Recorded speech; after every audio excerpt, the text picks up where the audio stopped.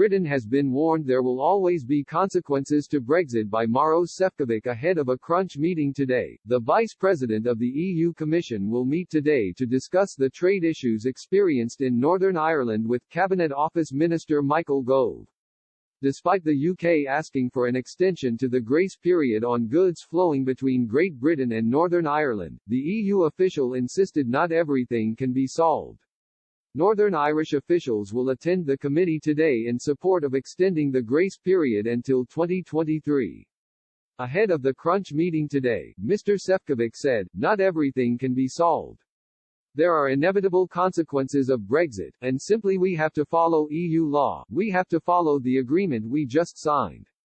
The EU will always remain constructive and solution-driven, but I've also reminded my British partners that this must be a two-way street.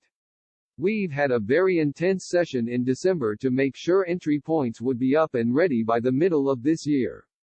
That we would have real-time access to the IT customs systems which would smooth further customs formalities, that we would more information on how the trusted trader scheme is working for GB distributors to make sure supermarkets in NE are properly supplied. As part of the protocol, Northern Ireland remains in the EU's single market for goods and enforces some of its customs arrangements.